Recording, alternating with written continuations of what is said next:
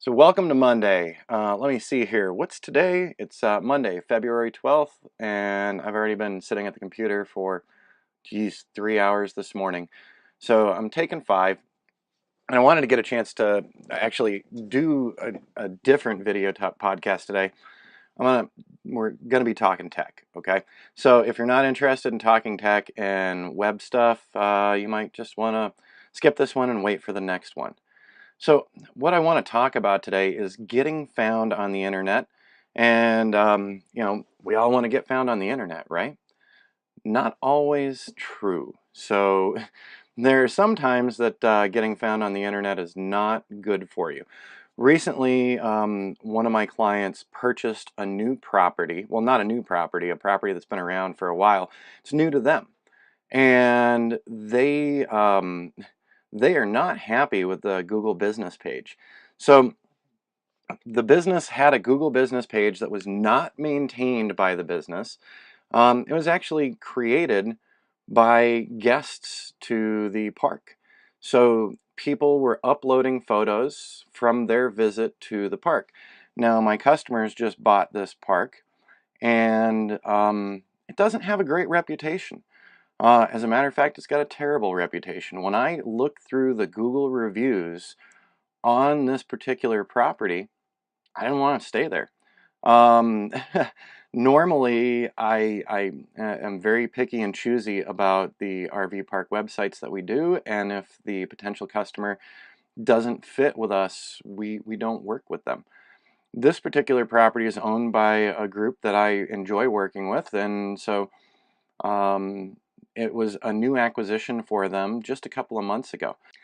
So what they found was that the old Google business page had never been maintained by the previous owners.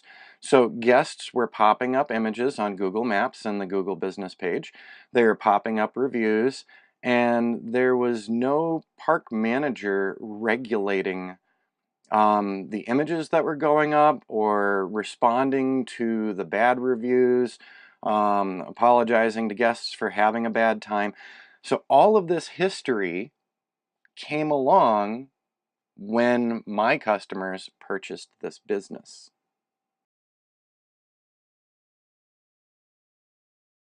So bottom line for business owners, something that you need to know, even if you make the decision not to put up a Google My Business page or a Google Business page, even if you choose not to update things on Google Maps regarding your business, um, if a guest pops through and stays with you and decides they want to give a review, if your business doesn't exist yet, they can actually add your business.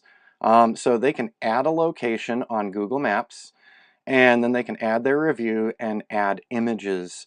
Um, so in the end, there's still a resource for people who are potentially visiting you to go look. For small business owners or medium business owners, what I want to tell you here is social media is important. And if you choose not to engage in social media, if you choose not to deal with the Google business page, with Google Maps, with Facebook pages made by somebody who isn't you, um, you're going to have a bad surprise. In the case of my clients that I'm working with right now, they've been very unhappy that there are all of these old images before the park's improvements, and now they're working on improving the park, so that's great. So we've got them hooked up with their Google business page, and they can deal with it. But one of the things, images uploaded by users, you can't just delete them as the owner of the Google business page. You have to have a reason. The page or the images have to violate a Google policy or be shown to not be relevant. So if someone pulls into your park for one night with a trashy old RV and you let them stay there, they might take a photo of that, or other guests might take a photo of that, upload that to Google Maps, or add that to their Google review. Suddenly, that image is on your Google business page. Can you get rid of it same day? No. You have to actually flag the image and give a reason why you would like the image taken off of that Google listing. These images could be accurate, okay? Um, so what am I saying by that? There are older parks out there that have older long-term RVs. We stayed at a park once that had some really broken down RVs in it. We only stayed for a night because we were passing through. We were actually parked next to an RV that looked like it was straight out of the TV show Breaking Bad. So I was looking across to my next door neighbor wondering, are they cooking meth in there? Probably not, but still, it was a creepy rundown park, and the images on Google Maps reflected that as well. So that's the other part of this is these images that hit your Google listing on Maps or on your business page, they might be accurate. And if they are accurate, that you've got a lot of broken down RVs, or this could be a restaurant, and you're serving rotten food, whatever it is, these could be some accurate images, and getting them taken down might not be a super simple, straightforward thing for you to do. But when you do, a Google search for RV park in Prescott, or, RV park in New Hampshire, or, whatever your business is, um, sometimes you will see on the right-hand side here, we've got this Google business listing. So before Point of Rocks ever claimed this business listing, it still existed. Because Google listed the business. They just didn't claim ownership to it. But so we've got to see photos right here. Now on See Photos, these photos could be uploaded by the business owner, or they could be uploaded by a guest. So, let's see, we've got a picture of the restrooms. This was not uploaded by the business owner. This was uploaded by C.W. Fink, June of 2017. I also see from years and years and years gone by, snow-covered Airstream photo. That happens to be my Airstream. So, and that was posted way back in December of 2011. But as we look through these images, some of the images are posted by staff, and some of the images are posted by guests. So this one is C.W. Fink again.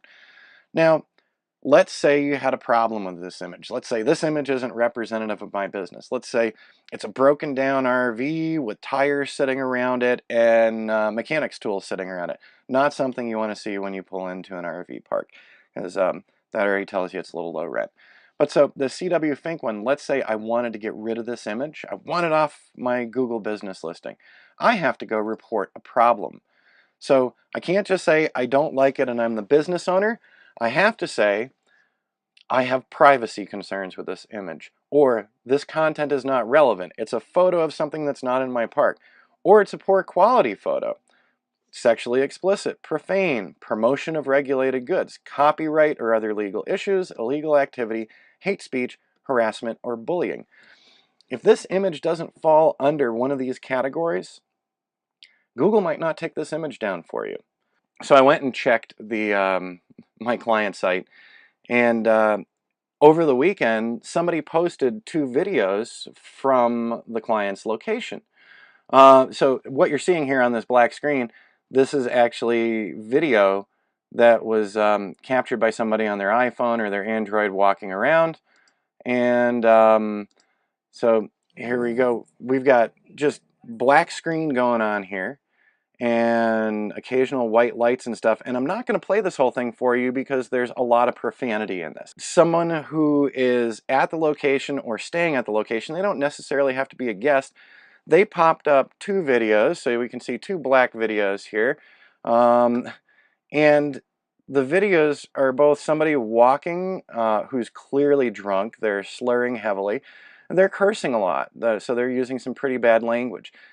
Not representative of your business, right? This is not a representation of your business. But here we go, 2 videos got associated with your business location. We don't even know if they're guests. So what are my options here? Well, I can go report a problem. Content is not relevant. We've got profane or obscene content. And on one of these videos, it was absolutely profane. So I'm going to go ahead and click off profane. I'm going to report that one. And the other one, we're going to just go ahead and say content is not relevant. Even if you have control of your Google business page, if you're not watching it regularly and keeping up with it regularly, this is the kind of stuff that can be associated with your business and have nothing to do with your business.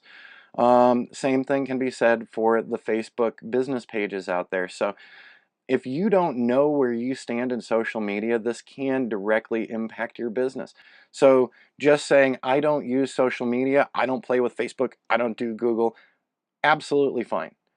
You can be as disinterested as you want to be, but if you want an appropriate representation of your business online, you're not just thinking about your website, you are thinking about social media. So this is, I'm going to call this just kind of an advice video today, okay? Um, and while it might not be interesting to a lot of folks, for those of you out there who are trying to grow your online presence and you built an awesome, amazing website, maybe you're doing some cool stuff on YouTube and it links back to your business, you need to be aware of the other social media applications out there and how you're presented on those social media applications as well.